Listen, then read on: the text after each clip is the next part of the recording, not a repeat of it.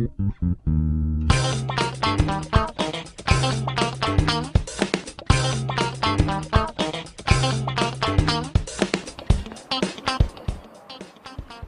alumnos de Covalplan del 36 de la capacitación de higiene y salud comunitaria. y les vamos a presentar el tema de Los huesos del cuerpo humano.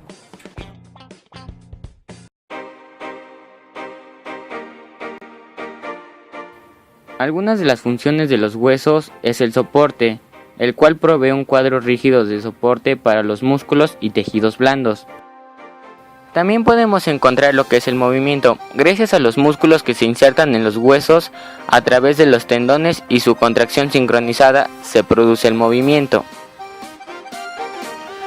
También está la producción de células sanguíneas dentro de cavidades situadas en ciertos huesos. Un tejido conectivo denominado médula ósea roja produce las células sanguíneas rojas. Y por último, la homeostasis. Otra de sus funciones es la reserva de energía.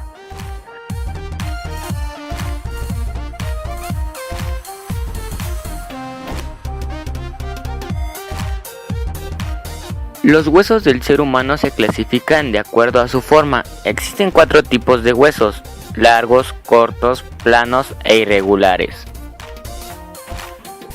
Los huesos largos los podemos identificar por su longitud y los cortos por porciones similares, los planos por anchos y los irregulares no tienen formas definidas.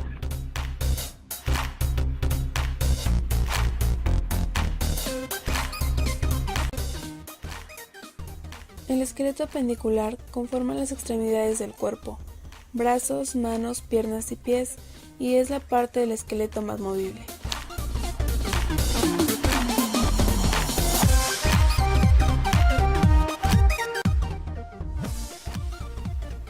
El esqueleto axial conforma la parte central del cuerpo, tórax, columna vertebral, cráneo y pelvis, y se encarga principalmente de proteger los órganos.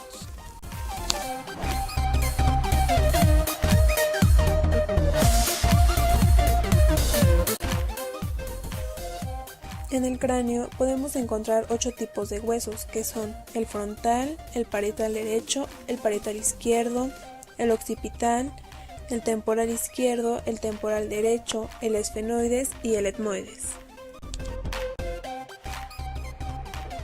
Hueso frontal.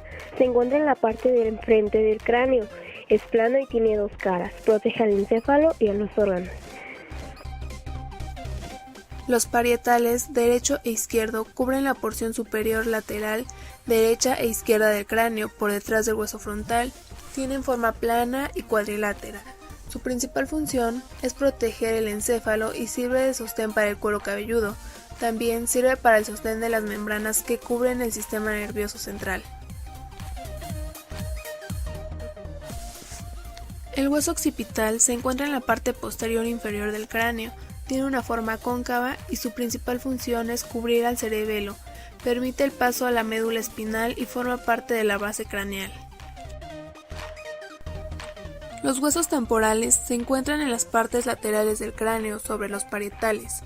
Tienen una forma escamosa o rocosa. Su principal función es servir como base craneal, recubren los órganos auditivos y aloja el oído medio e interno. El esfenoides se encuentra ubicado en la parte interna profunda de la cara. Tiene una forma cúbica y en él se encuentra alojada la glándula hipófisis. También forma parte de la base del cráneo. El etmoides se encuentra ubicado frente al esfenoides detrás de la nariz. Tiene una forma corta, impar y simétrica. Su principal función es calentar el oxígeno llevándolo a los pulmones y también forma parte de la base del cráneo.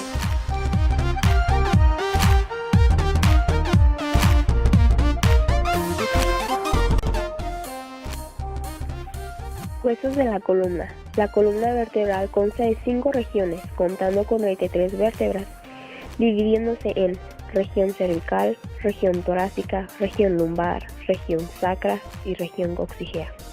Cada región tiene una serie de características propias. las cuales se van superponiendo en aquellas vértebras cercanas a la otra zona, como por ejemplo C7, T12 o L5. En primer lugar están las vértebras cervicales. Las vértebras cervicales se nombran de la más superior a la más inferior como C1, C2, C3, C4, C5, C6 y C7. Tiene su proceso espinoso bífido y un foramen en cada proceso transverso que sirven de canales para los vasos sanguíneos que pasan por las vértebras cervicales. Le siguen las vértebras torácicas, que son 12 vértebras, abarcan de T1 a T12. Estas 12 vértebras torácicas tienen características similares a las otras vértebras con unas pequeñas diferencias únicas. Procesos espinosos más largos y más verticales y tienen superficies articulares. Después, las vértebras lumbares. Las 5 vértebras lumbares de L1 a L5 son las más grandes, no tienen forámenes en sus procesos transversos ni facetas articulares en sus cuerpos. Luego, vértebras sacras. Aunque están separadas al nacer, las 5 vértebras sacras de S1 a S5 se fusionan para formar un gran hueso de forma triangular conocido como sacro durante el crecimiento. Y por último, las vértebras coxígeas. Las 4 vértebras finales, como el sacro, están separadas al nacer y se fusionan a través del proceso de crecimiento y se conocen como coxis. Sirve como fuente de inserción para estructuras ligamentarias y musculares.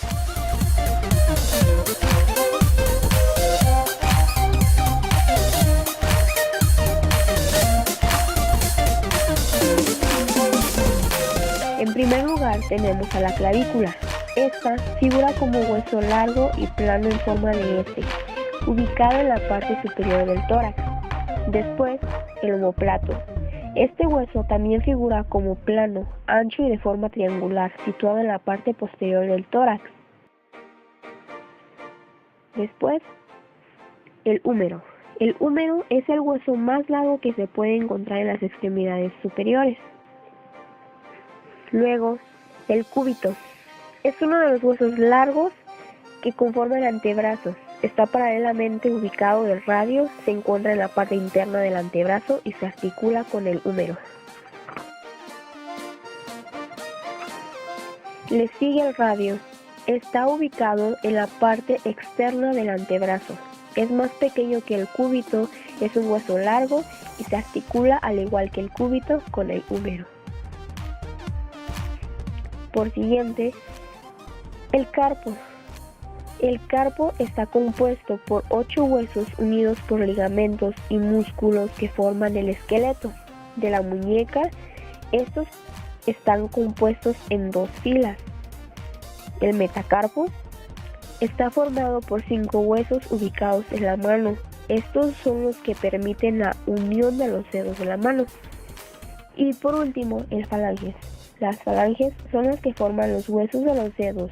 Hay 3 en cada dedo, excepto del pulgar, que hay solo 2. Estas figuran como huesos largos y están unidas por articulaciones.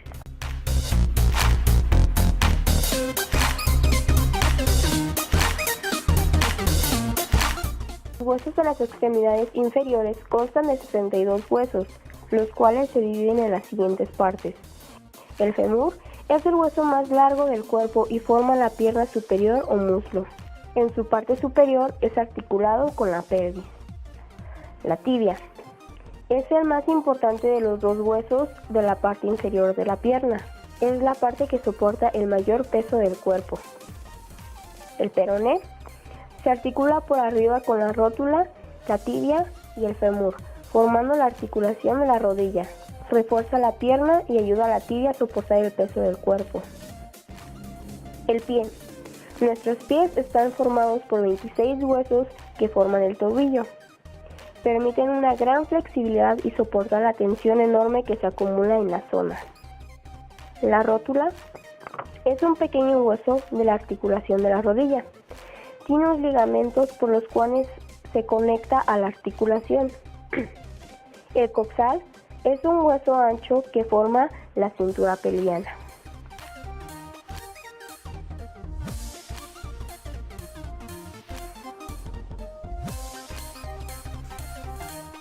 Existen muchos tipos de problemas óseos. La baja densidad ósea y la osteoporosis debilitan los huesos y aumentan las probabilidades de fracturas. La osteogénesis imperfecta hace que sus huesos sean frágiles y quebradizos. La enfermedad de Paget en el hueso los debilita. Las enfermedades óseas pueden hacer que los huesos se rompan fácilmente. Los huesos también pueden desarrollar cáncer e infecciones. Otras enfermedades de los huesos son producidas por una mala nutrición, factores genéticos o problemas con la velocidad de crecimiento o regeneración ósea. Las malformaciones congénitas no son muy frecuentes y por lo general incluyen la ausencia de algún hueso. Osteogénesis imperfecta. La osteogénesis imperfecta es más conocida como la enfermedad de los huesos de cristal. Es una enfermedad congénita que se da porque los huesos de las personas que la padecen se parten muy fácilmente, con frecuencia, tras un traumatismo o a veces sin causa aparente.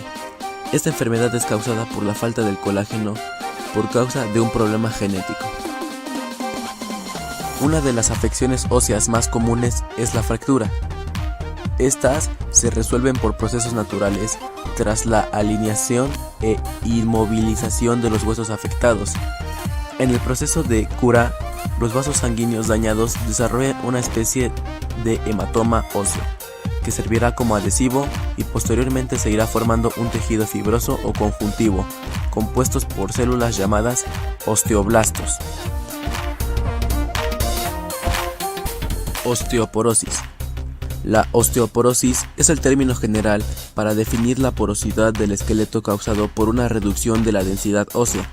La osteoporosis secundaria es la más frecuente y asociada con la tercera edad, la menopausia y la actividad física reducida. Para tener huesos fuertes cuando se es joven y prevenir la pérdida ósea en edades avanzadas, es necesario consumir suficiente calcio y vitamina D, así como ejercitarse.